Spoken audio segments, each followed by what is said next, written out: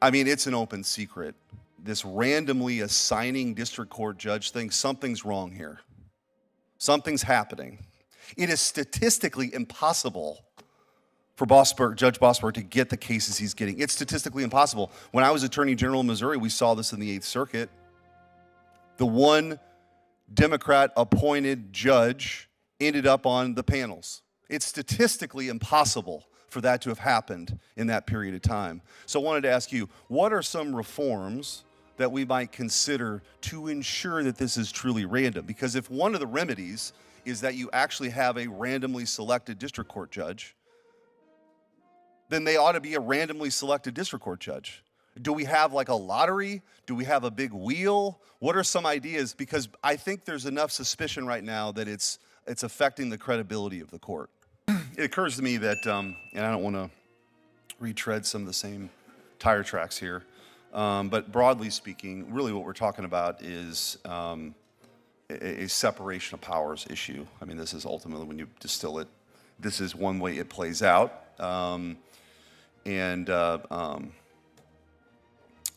one of the witnesses had remarked, the founders never envisioned this sort of scenario. They certainly never envisioned the scenario. And the abuse that we're seeing here recently sort of puts an exclamation point on it. But I want to use one example of, and it's not a nationwide injunction, but just take Judge Boasberg's ruling here in our nation's capital. When I think the Supreme Court was very clear in Justice Jackson's famous concurrence in Youngstown Steel that the high watermark of presidential power is when you have congressional authorization, when you're actually performing Article II duties as Commander-in-Chief. And the Alien Enemies Act clearly grants that. It's silent. The text of the statute silent on judicial review, and of course this is pre-Marbury, so they certainly would have never intended that anyway. Yet we've got a judge, and there's other issues at play. Habeas, you've got due process that sort of at play, but you have a judge that feels compelled to make this sort of decision, and inherently it's Article II power, and or a political question that's not justiciable. I mean, you could go through a number of different questions. Could the court, a few of them here, could a judge have stopped Andrew Jackson from firing on the British at the Battle of New Orleans because we'd already signed the treaty again? Of course, the answer to that is no. Could a judge stop FDR from responding to the Japanese bombing of Pearl Harbor because they hadn't formally declared war until 2 hours later? These are questions, these are core Article II powers. So when we talk about the separation of powers, I think we don't teach civics anymore, but if we did, you would learn that the Article III branch, its power is not unlimited either.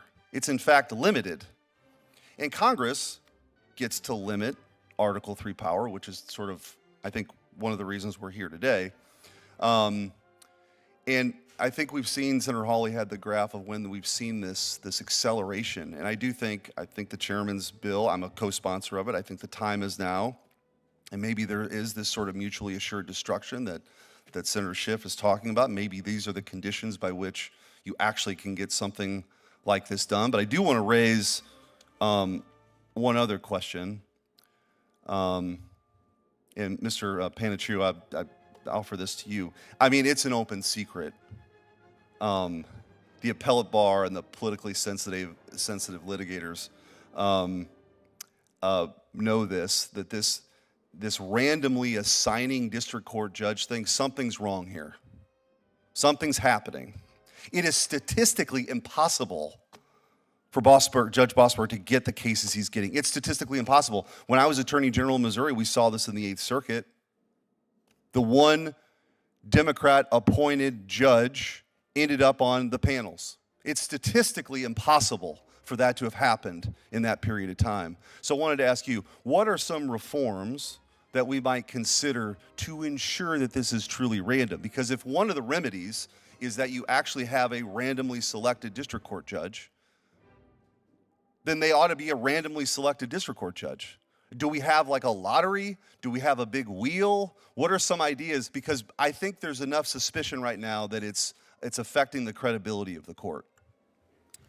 Thank you, Senator. I'm not an expert on the wheels across the country. My general understanding as a litigator is that most courts employ a wheel. How that wheel is weighted can change from district to district depending on the judges. So, for example, in one of my home courts, the Northern District of Florida, there is a public order that tells you exactly how the wheel will work. 35% of the civil cases to this judge, 60% to this judge, 5% to that judge. My own view is that the more transparency courts have, the better, so that at least the public can know this is how the wheel is working. Even if you don't see the wheel operate, you at least know this is the weighting of the wheel, and that can be based on how many active judges you have, how many senior judges you have, how many judges you have in the district, and the geography of the district. Well, I would just suggest that I think that in addition to what we're talking about here today, there probably ought to be more reforms contemplated, because this, I think,